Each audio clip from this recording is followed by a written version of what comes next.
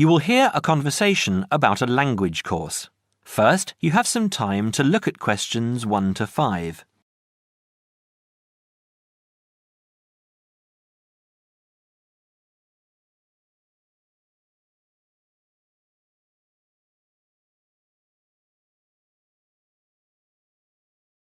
You will see that there is an example that has been done for you. On this occasion only, the conversation relating to this will be played first. Good morning, Borgheimer language courses. How may I help you? Oh yes, I contacted you some time ago about following a German course in Germany, and you advised me to take your placement test before we go any further. Well, I've done that now, so I'd like to go ahead with booking the course for this summer, if that's possible. Certainly, sir. You said you took the placement test. What was the result? I was placed at the O3 level. O3. Right. That's lower intermediate. Fine, Mr. The answer is Level 3 or Lower Intermediate, so the course level has been filled in for you. Now we shall begin. You should answer the questions as you listen, because you will not hear the recording a second time. Listen carefully and answer questions 1 to 5. Petterson. John Petterson. Could you spell that for me, please, Mr. Petterson? P-E-T-T-E-R-S-S-O-N. That's a double T and a double S. Am I right? That's right. Now, could I ask you where the course takes place? Well, we offer courses in Hamburg and Berlin. For your level, there's never a problem. There are always plenty of people for the intermediate classes. Oh dear. Does that mean that there might be a lot of students in my class? I wouldn't be very happy about that. No, don't worry, Mr. Petterson. The maximum class size is 12, but I've never known there to be more than 9 or 10 in a class. It could even be 5 or 6. Good. Actually, I'd prefer to study in Berlin. And how long is the course? 3 weeks, 5 hours a day. 2 hours only on Saturday. Sundays free. I see. And what about accommodation? There you have a choice, Mr. Petterson. You can either stay with a German family who are used to having such guests, or you can stay on the university campus, or we can book you into a nearby bed and breakfast. Is there a big difference in price? Not really. Staying with the family works out the cheapest, and the bed and breakfast is a bit more money. Staying on the university campus comes somewhere between the two price-wise, but Berlin is not too expensive anyway. Which do you recommend? Well, if you want to practice your German and be part of a German family, I would recommend staying with a family. Our families are all hand-picked, and we've never had any sort of complaint. Yes, I'll probably do that then. What are the dates of the course? The first summer course starts on the 1st of June in Hamburg and a week later in Berlin, which is what would concern you as you have chosen the Berlin course. That's the 8th of June. The next course would begin on the 2nd of July and then... The 2nd of July course would be perfect for me. Can you put me down for it now? Certainly, Mr. Petterson. Can I have your address, please? 26 Mayfield Drive, Orpington, Kent. I'm afraid I can't remember the postal code. Don't worry, Mr. Petterson. I'll check on it. Before you hear the rest of the conversation, you have some time to look at questions 6 to 10.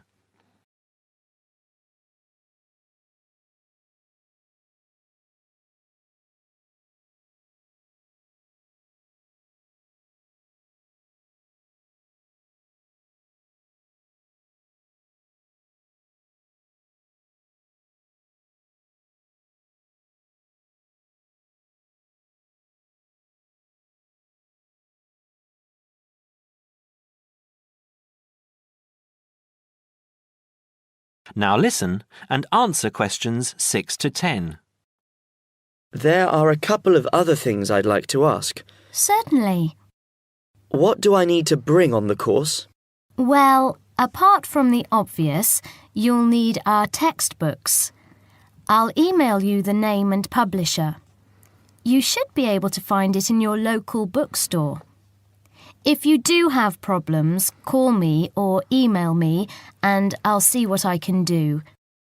We provide the computers, computer disks, translation exercises and all that sort of thing, but you will need a good dictionary. We recommend Langenscheidt, which is more than adequate for your level.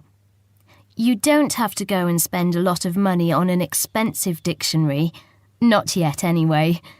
Maybe you will when your German reaches a very high standard. That would be very nice. Now, finally, what about the cost of the course? And how do I pay? Would you like to pay that in pounds or in euros? Euros would be fine. In that case, it's 550 euros. You can pay by credit card if you like. Oh dear, I'm afraid I haven't got a credit card. How else can I pay? That's not a problem, Mr. Peterson. You can pay by bank transfer. Fine. By the way, I forgot to mention I am a full-time student. Have you got a student card? Oh, yes. Then that does make a difference, you'll be pleased to hear. You are entitled to 35% off the full price.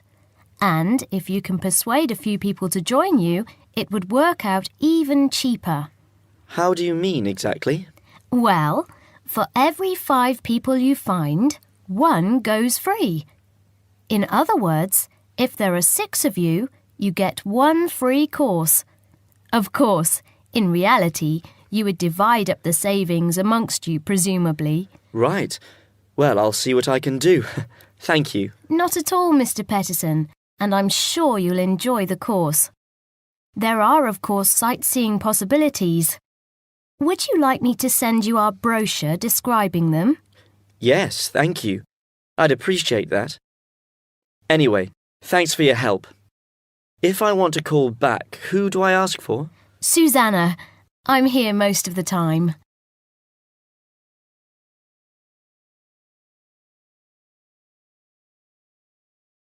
That is the end of part 1. You now have half a minute to check your answers.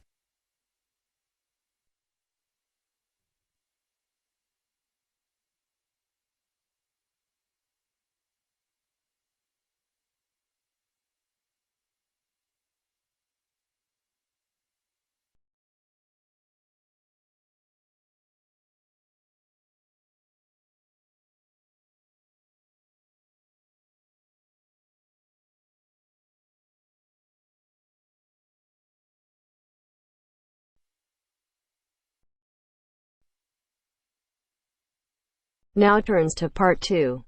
Part 2. You will hear a recorded message giving information about an animal park. First, you will have some time to look at questions 11 to 15.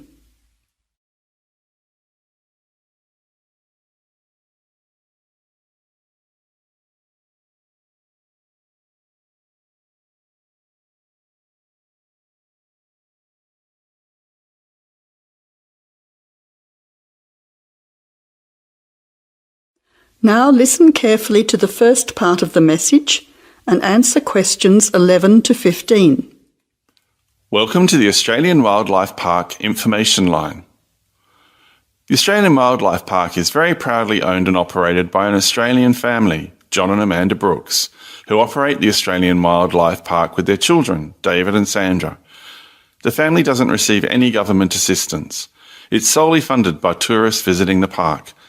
Thank you for your support and assistance.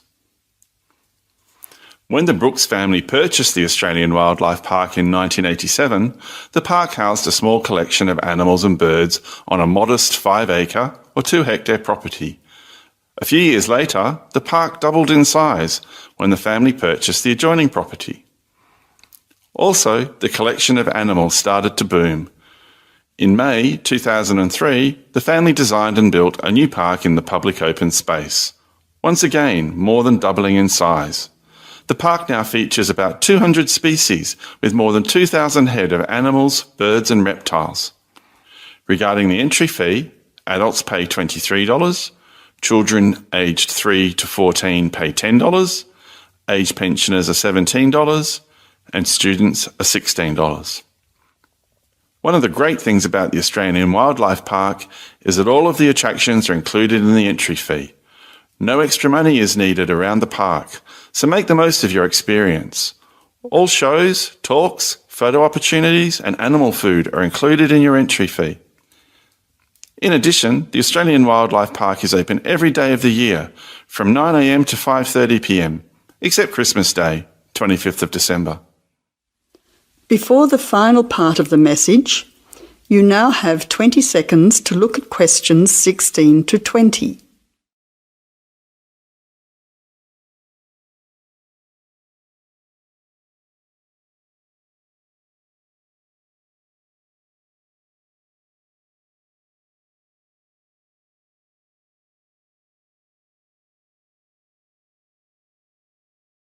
Now answer questions 16 to 20. Several attractions are available to visitors to the Australian Wildlife Park. Firstly, you can meet the koalas between 10 a.m. and 4:30 p.m. Here, people can view the koala colony in a natural environment. Another attraction is to feed the kangaroos between 9 a.m. and 5:30 p.m. Visitors can take a walk through the kangaroo enclosure, viewing them in a natural environment. Kangaroo food is provided and the kangaroos are very friendly. Also enjoyable are the wombats. At 11 a.m, 2 p.m. and 3:45 p.m, there are interactive shows where the team is delighted to introduce you to these popular animals. Other attractions that may interest you are an interactive farmyard, suitable for children of all ages. Animal food is provided and the animals are very friendly. In addition, the working farm is where the country comes to town.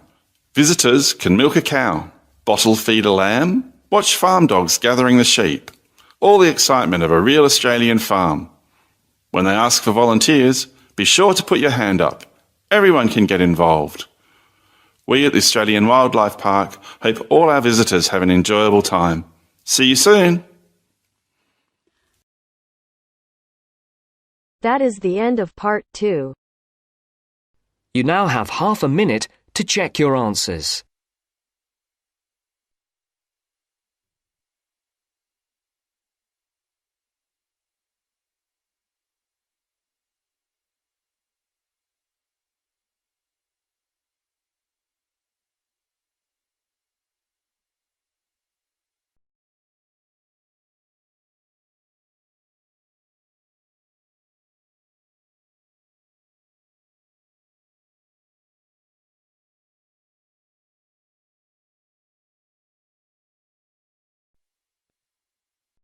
Now turns to part 3. Part 3. You will hear two friends discussing what to study at Mitchford University. First, you have some time to look at questions 21 to 27.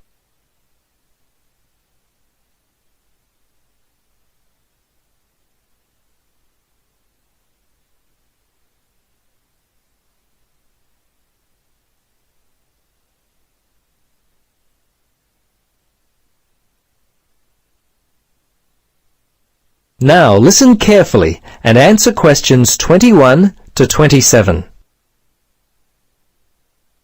Hello, Gloria. Hi, Paul. I just heard that you're studying psychology this year. At the moment, that's true, but to be honest, I'm not sure exactly what to study. You're in your third year at university. Do you have any advice for me? Well, it's a difficult question for me to answer, but I do have some ideas based upon my personal experience that may be of help. Anything would be helpful at this point. I'm feeling a little worried about what I should do. Well, there are a few things that I would recommend. Firstly, ask yourself, what do you really enjoy studying? For example, maths, English, science? This will help you decide what course you should do. The university handbook lists all the courses available. You should take some time to look at it. A couple of my friends spoke with recent graduates of courses which took up a lot of time. Another thing which took a lot of time was an interview at the Dean of Academic Affairs office. They're always so busy there. Unless you've got a lot of time, I wouldn't bother with either of those ideas. Okay. Gloria, I understand there are some excellent publications that I can look at which will help answer my questions. But the trouble is, I'm having a real hard time locating them. Do you know where I might be able to go? Yes, I encountered this very same problem when I was deciding on what to study. I managed to locate a few excellent books that really helped me to decide what was best for me. Now, some of the details will be a little inaccurate. That's no problem. If you could just remember the titles, I'll be able to look them up at the university library. Now, let me just get my pen. Okay, ready? All right. The first book I found was What Should I Do? It was written by Paul Smith, and I believe it was published in 2000 by Smith Brothers. I think this was the best book I read, although Judy Newton's Choosing University Courses was also an excellent help for me. Can you remember what year that one was published? Let me see. Most of the books I read were published around the same year, 2000, I think. I can't remember who published it. I think it was Printers Limited. You'll have to check that one out yourself. No problem. This is just what I've been looking for. Anything else you could recommend? Yes, there was one other book which I remember because my cousin works for the publishers Brown and Tate. He started there in 2002. Anyway, the book's called Surviving University and was written by Julie White. It's an excellent book which came out in 2004. I certainly recommend it. Before you hear the rest of the conversation, you have some time to look at questions 28 to 30.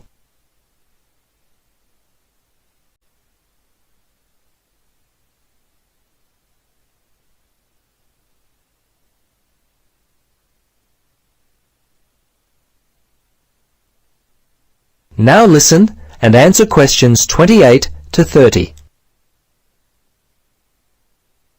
Gloria, this discussion has been so helpful. I wonder if I might ask one more question. Sure. What would you like to know? Well, I'm wondering why you finally decided to study psychology. Well, what helped me to decide was my interest in working with people. I think that's what you've got to really decide in your own mind. Do people give you energy or do they drain you of energy? I asked my friends what they thought of my idea, and most of them thought it was a good choice. Yeah, you know, I think my parents or family members who know me well would be a good place to start. I think if you like to research subjects, you might prefer to work by yourself. That could help you to decide what area you should study. For me, I like working with numbers, and I knew psychology involved a lot of this, so that also helped me to choose my course of study. The bottom line is you've really got to know what you naturally like to do. Once you work that out, you simply choose areas of study that relate to those things. Well, Gloria, I can't thank you enough for your time. Would you be interested in joining me for a coffee?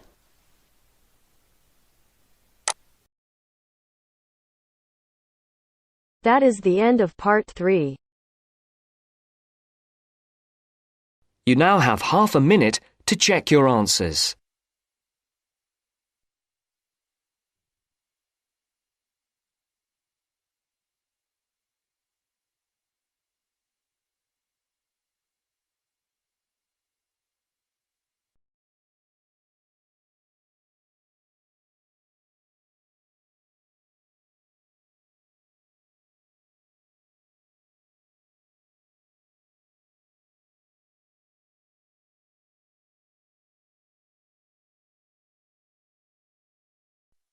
Now turns to part 4.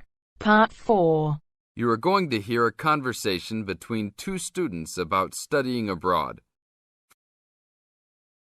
First, you have some time to look at questions 31 to 40.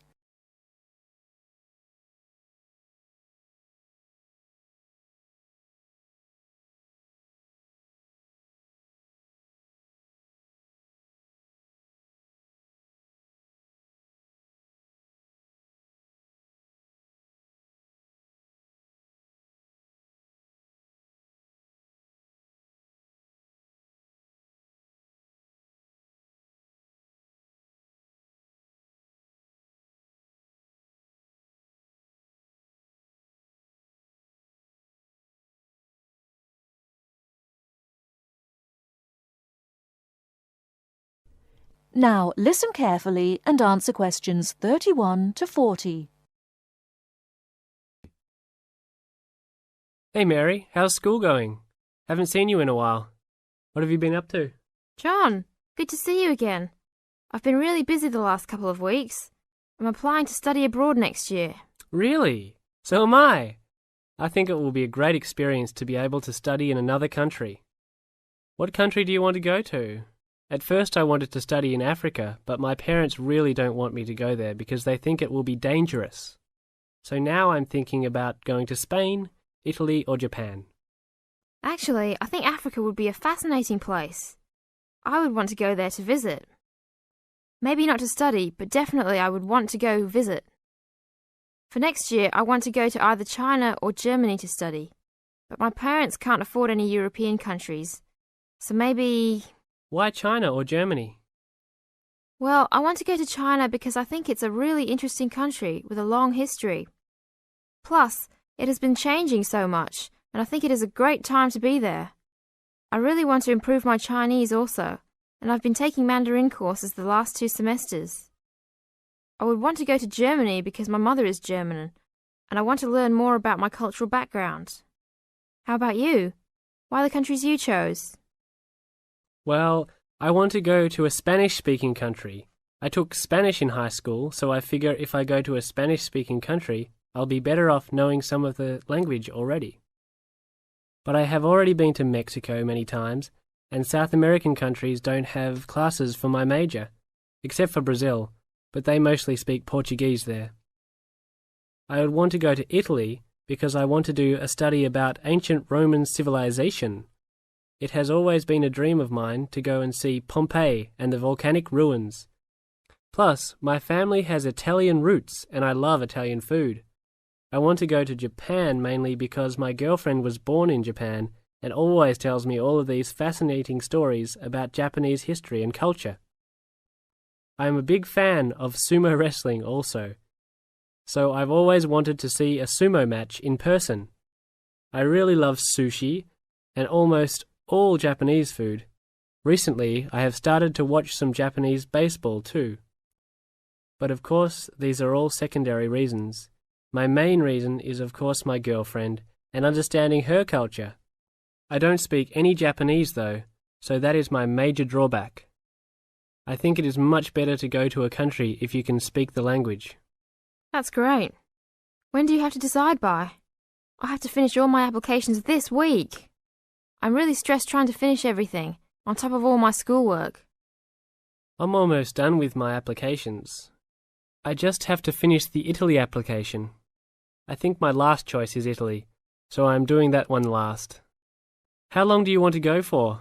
I think I'm only going to go abroad for 1 semester, or else I won't be able to graduate on time. I have many classes left until I can finish my degree, and I'm not sure if I will be able to take them studying out of the country. I think I might be able to study in Spain because my Spanish is fluent, but definitely not in Italy or Japan, unless they have classes offered in English. I want to go for a year. I've heard that it's better to go for a year because you get a full experience and get a better grasp on the language. But I understand that most people can't finish their degree in time. It was hard trying to decide which country I would rather go to, but I think my first choice is to go to China. I know Germany will be great also. Either way, I will be thrilled to have the opportunity to study there. What's your first choice? I really don't have one. Actually, I think I'm like you. Just being able to study in another country will be great. Either Japan or Spain will be awesome. Italy will be awesome too. But I've been there a bunch of times, so I think I prefer to go somewhere else. Sounds exciting. We'll have to go to class now. It was great talking to you again. See you around next time? Yeah, sure. See you around. Hope that everything goes well. That is the end of part 4. You now have half a minute to check your answers.